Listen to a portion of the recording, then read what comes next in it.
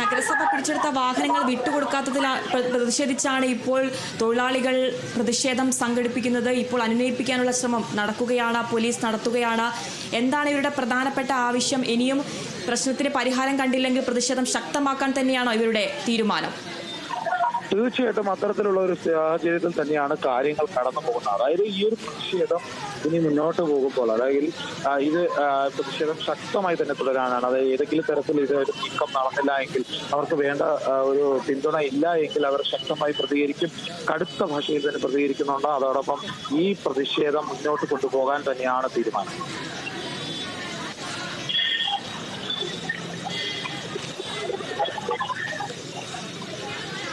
സമരം കടുപ്പിച്ചിരിക്കുകയാണ് ശുചീകരണ തൊഴിലാളികൾ. തിരുവനന്തപുരം കോർപ്പറേഷൻ കവാട ഗോപുരത്തിന് മുകളിൽ കയറിയ ശുചീകരണ തൊഴിലാളികളെ അനുനയിപ്പിക്കാനുള്ള ശ്രമമാണ് ഇപ്പോൾ പുരോഗമിക്കുന്നത്.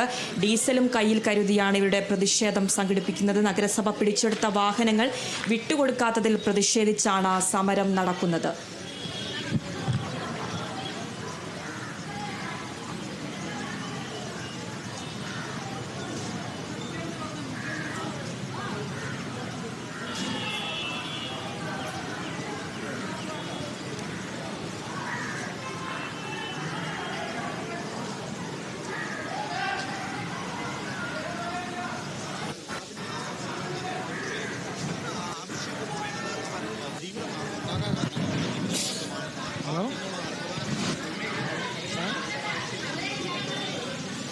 തൊഴിലാളികൾ തിരുവനന്തപുരം കോർപ്പറേഷൻ കവാട ഗോപുരത്തിന് മുകളിൽ കയറിയ ശുചീകരണ തൊഴിലാളികളെ താഴേക്ക് ഇറക്കാനുള്ള അനുനയ നീക്കം ഒരു തൊഴിലാളിയെ ഇറക്കിയിരിക്കുന്നു.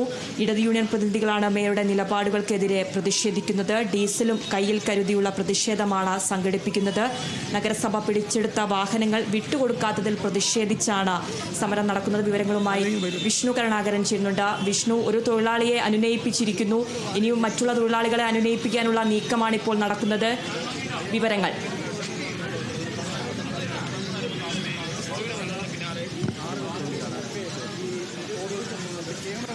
തിരുവനന്തപുരം കോർപ്പറേഷൻ കവാട ഗോപുരത്തിന് മുകളിൽ കയറി ശുചീകരണ തൊഴിലാളികൾ വീണ്ടും ആത്മഹത്യാ ഭീഷണി മുഴക്കിയിരിക്കുന്നു. ഇടതുമുന്നണി പ്രതിനിധികളാണ് മേയറുടെ നിലപാടുകൾക്കെതിരെ പ്രതിഷേധിക്കുന്നത്.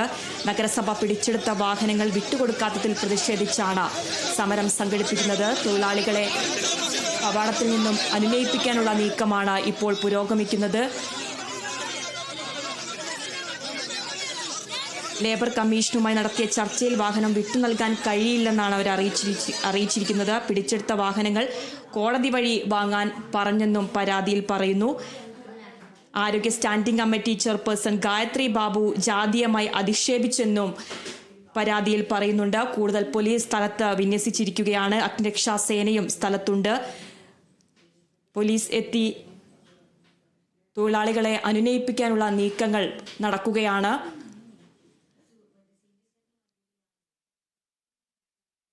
വ്യാപകമായിട്ടുള്ള പ്രതിഷേധം തന്നെയാണ് ശുചീകരണ തൊഴിലാളികൾ സംഘടിപ്പിക്കുന്നത്. തിരുവനന്തപുരം കോർപ്പറേഷൻ കവാട ഗോപുരത്തിന് മുകളിൽ കയറിയാണ് ശുചീകരണ തൊഴിലാളികൾ ആത്മഹത്യാ ഭീഷണി മുഴക്കിയുള്ള പ്രതിഷേധം സംഘടിപ്പിക്കുന്നത്. ഇടതു യൂണിയൻ പ്രതിനിധികളാണ് മേയറുടെ നിലപാടുകൾക്കെതിരെ പ്രതിഷേധിക്കുന്നത്. വിവരങ്ങളുമായി വിഷ്ണു കരുണാകരൻ ചെയ്യുന്നുണ്ട്. വിഷ്ണു, ശുചീകരണ തൊഴിലാളികളെ അനുനയിപ്പിക്കാനുള്ള നീക്കം ഇപ്പോഴും തുടരുന്നുണ്ടോ? കൂടുതൽ വിവരങ്ങൾ എങ്ങനെയാണ്? ഇപ്പോൾ മുകളിലുള്ളവരെ താഴെ ഇറക്കാനുള്ള അനുനയ നീക്കം നടന്നിരുന്നു. അതിൽ ഒരാൾ താഴെ ഇറങ്ങിയപ്പോൾ തന്നെ പോലീസ് അവരെ അറസ്റ്റ് ചെയ്ത് നീക്കാനുള്ള ശ്രമം നടത്തി. പക്ഷേ അത് പ്രതിഷേധക്കാർ തടയുകയാണ് ഉണ്ടായത്. എന്നാൽ രണ്ടാമതൊരാൾ കൂടി താഴെ ഇറക്കാനുള്ള ശ്രമം നടത്തുന്നുണ്ട്. ഫയർഫോഴ്സ് താഴെ വല വിരിച്ച് താഴേക്ക് ആളെ ഇറക്കാനുള്ള, അല്ലെങ്കിൽ ചാടുകയാണെങ്കിൽ രക്ഷാപ്രവർത്തനം നടത്താനുള്ള സംവിധാനം ഒരുക്കിയിട്ടുണ്ട്. ഏതായാലും പിടികൂടി അറസ്റ്റ് ചെയ്ത് കൊണ്ടുപോകാനുള്ള ശ്രമമാണ്. പക്ഷേ അതിനെ ഇപ്പോൾ ഏതായാലും പ്രതിഷേധക്കാർ തടയുന്നുണ്ട്. പ്രതിഷേധക്കാർ പോലീസ് വാഹനത്തിനുള്ളിൽ, അതായത് വലിയ പോലീസ് വാനിനുള്ളിലേക്ക് കയറ്റിയ പ്രതിഷേധക്കാരനെ വലിച്ചു പുറത്തേക്ക് കൊണ്ടുവന്ന് പോലീസിനെ തടഞ്ഞുകൊണ്ട് തന്നെ അകത്തേക്ക് നഗരസഭയ്ക്കുള്ളിലേക്ക് കയറ്റിയിരുന്നു.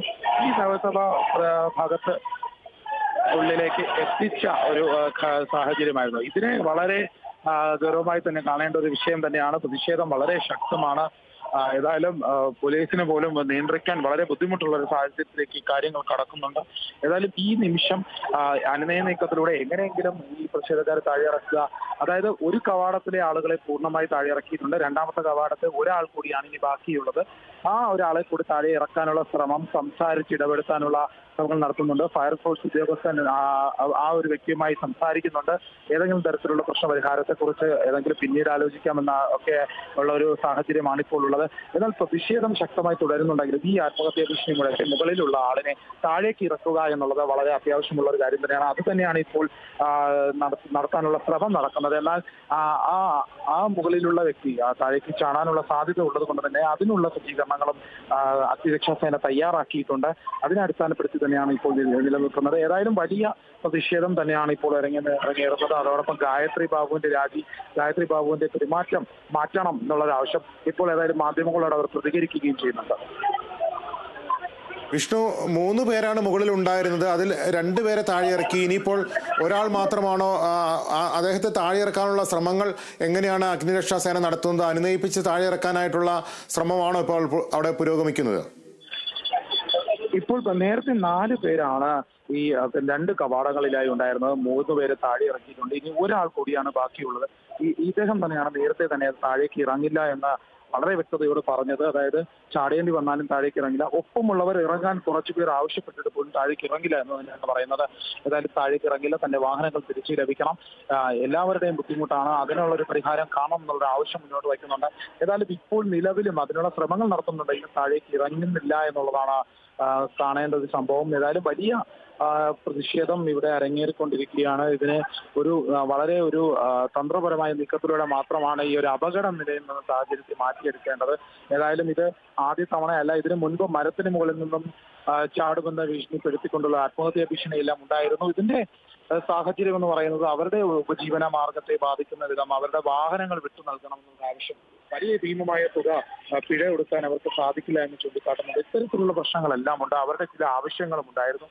എന്നാൽ അതിനെ ആ പ്രശ്നത്തെ പരിഹരിക്കുക എന്നുള്ളത് നടന്നിട്ടില്ല എന്ന് തന്നെയാണ് ഇവരുടെ പരാതി. ഏതായാലും വലിയ രീതിയിലുള്ള വ്യാപകമായ പരാതി ഉയർന്നു നിൽക്കുന്ന ഒരു ഘട്ടത്തിൽ തന്നെയാണ് പ്രതിഷേധം ശക്തമാകുന്നത്. ആ ഒരാൾ കൂടി ഇനി താഴെ ഇറങ്ങിയാൽ മാത്രമാണ് പോലീസിന് ഈ ഒരു രംഗത്ത് ശാന്തമാക്കാൻ സാധിക്കുക. എന്നാൽ പോലും പ്രതിഷേധക്കാരെ നിയന്ത്രിക്കാൻ വളരെ ബുദ്ധിമുട്ടുന്ന ഒരു ഘട്ടത്തിലേക്ക് തന്നെയാണ് കടന്നുകൊണ്ടിരിക്കുന്നത്. വിഷ്ണു, നമുക്ക് നേരത്തെ ഒരു ദൃശ്യത്തിൽ കണ്ടു, ഒരാൾ കയ്യിൽ ഇന്ധനമുണ്ട്, ഇത് ലൈറ്ററുണ്ട്, അങ്ങനെ ഒരു അപകടകരമായ ഒരു സാഹചര്യത്തിൽ നിൽക്കുന്നു. അഗ്നിരക്ഷാ സേന ഏത് തരത്തിലുള്ള നിലപാടാണ് സ്വീകരിച്ചിരിക്കുന്നത്?